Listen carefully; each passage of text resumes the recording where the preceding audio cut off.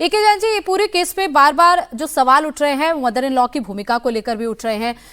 वो जिस तरीके से पहले वो अपने घर में जो सीसीटीवी में नजर आता है, जब ट्विशा की बॉडी को 3 लोग उठाकर नीचे लेकर जाते हैं, उस दौरान वो बहुत ही ऐसा रिलैक्स लगती हैं। वो अपने रूम में जाती हैं, फिर उसके बाद कुछ देर बाद वहां से निकलती है। ऐसा लग नहीं रहा कि उनके घर में कुछ ऐसी इमरजेंसी हुई है।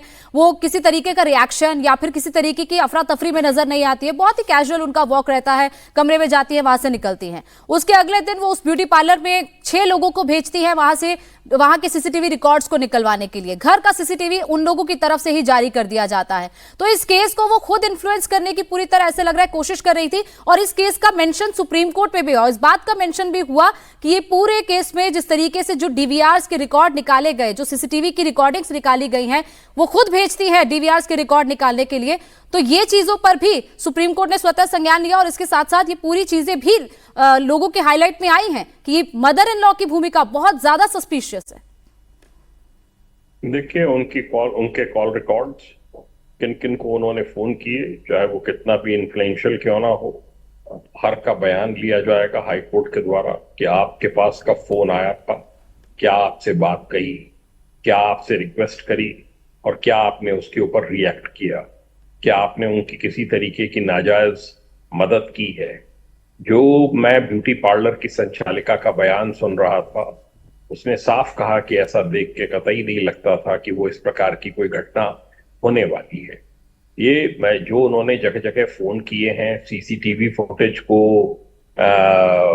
के बारे में पूछा है, ये सब दिखाता है कि मन में किसी प्रकार का अवश्य चोर है और उनको किसी प्रकार का सस्पेशन है।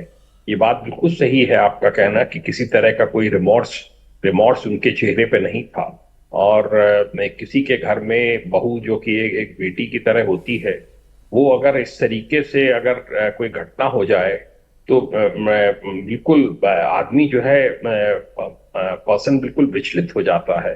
और उस प्रकार की कोई उनकी स्थिति लग नहीं रही थी। जो भी वजह है ये मुझे पता नहीं। हस्बैंड का फरार होना उसी के अगेंस्ट जाएगा कि इतने दिन वो कहाँ रहा, सब बयान पूरा लिया जाएगा कि एक एक दिन कहां कहां प्रेजेंस रही उसकी, किस किस के घर पर शरण पाई, उनके खिलाफ भी कार्रवाई होनी चाहिए।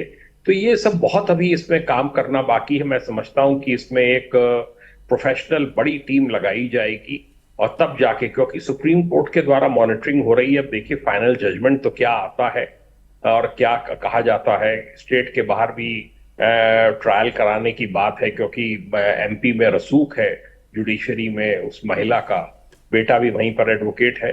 मैं समझता हूं कि बिल्कुल उचित निर्णय होगा कि अगर स्टेट के बाहर इसका ट्रायल हो और बिल्कुल किसी तरह का कोई इन्फ्लुएंस उसमें कोई भी ना करने पाए, तभी न्याय मिलेगा और तभी घर वालों को पता चलेगा कि न्याय इसमें हो रहा है।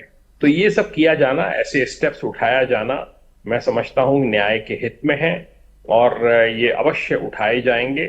सुप्रीम कोर्ट के द्वारा कॉग्निजेंस लेने से ही स्पष्ट हो गया है और कि इसमें जो है वो अब बहुत गंभीरता से इसको नेशनल लेवल पे लिया जा रहा है और इसको सीबीआई भी पूरी गंभीरता से लेगी। और मैं नहीं समझता कि कोई भी किसी प्रकार का लूप होल कहीं पे छोड़ा जाएगा। एक बात मैं स्पष्ट कर दूं आपको कि चाहे किसी को भी फोन किया हो, चाहे किसी का भी इसमें इन्वॉल्वमेंट रहा हो, चाहे किसी ने भी मदद करने की कोशिश की हो, उन्होंने पुलिस अधिकारियों को फोन किया हो, क्योंकि पुलिस से भी पूछा जाएगा कि आपके पास किसी जुडिशरी से रिलेटेड या किसी के मतलब दबाव बनाने के लिए फोन तो नहीं आए।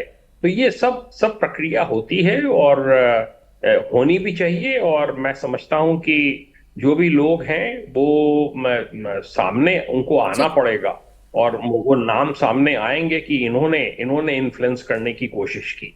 बिल्कुल, इन्फ्लुएंस किया, कैसे किया, किसके थ्रू किया, क्या क्या चीजें कही गई, ये सारी चीजें जो है वो आगे जांच में सामने आएंगी जब सीबीआई जैसे ही इस केस का टेक ओवर ले लेगी। यास्मीन जी, लेकिन अब उन लड़कियों के लिए एक बार आप वो कानून बता दीजिए कि अगर कोई लड़की इस तरीके से टॉर्चर हो रही है, वो मदद मांग रही है परिवार से, अगर परिवार की तरफ से मदद नहीं हो पा रही है या परिवार में कोई ऐसा नहीं है जो मदद कर पाए और किसी ऐसी फैमिली में है जहां वो प्रताड़ित हो रही है, वो लड़की क्या करे? क्या कानून उसको मदद दे रहा है? कैसे वो कहां जाए, किससे मदद मांगे जाकर? पुलिस में जाए, अगर पुलिस एफआईआर दर्ज नहीं करती है तो वो क्या करे? उन लड़कियों को एक बार आप गाइड कर दे, एक कानून की जानकार होने के नाते। सबसे पहले तो देर आर हेल्पलाइंस जो निकाले गए हैं फॉर स्पेशल लेडीज हेल्प। 103 हो गया, निर्भया वैन हो गए हमारे और नजदीकी पुलिस स्टेशन में जाके आप एक एक्नॉलेजमेंट रिपोर्ट या एक एनसी जरूर लिखवाइएगा कि आपके साथ ये दुर्घटना हो रही है। अगर आपका पुलिस एफआईआर लेने से मना कर देती है, लेकिन आपने एक एनसी जरूर लिखवाना है अपने लिए, that is acknowledgement report that ऐसा ऐसा मेरे साथ हो रहा है। फिर हमारी national commission of women helpline है, हमारी एनजीओ बहुत सारी है जो विमेन के लिए बनी है। हमारी पॉलिटिकल लेवल्स पे बहुत सारे जो बहुत सारे जो पॉलिटिक्स के जो लेवल पे विमेन सेल बनाए गए हैं, डिफरेंट विमेन सेल, आप वहां जाके बिल्कुल बात कर सकती हैं। There is immediate result and state or Maharashtra and was Delhi. There is National Commission for Help. Everywhere there are people to help you. I think just आप अपनी चीजों से जानकार रहिए। आप you have to go out, ask for help. अगर parents इस जगह पर नहीं दे पा रहे हैं, तो talk to a lawyer, talk to the free legal aid that have been provided by the High Court and different courts. आपको फ्री लीगल एड भी दी जाती है। देर आर ग्राउंड लेवल्स पे भी लोग काम कर रहे हैं एडवोकेसी के मामले में। So I think the more important thing is awareness कि आप ठीक है, आपने कुछ ऐसे इतने 5 महीने से ये जो बेचारी प्रताड़ित जो विक्टिम है, इसे सहन किया है बहुत सारी चीजों को। अगर ये जाके एक एनसीबी फाइल कर लेती या पुलिस को अगर ये इतला भी कर देती तो शायद इसके साथ आज ऐसे नहीं।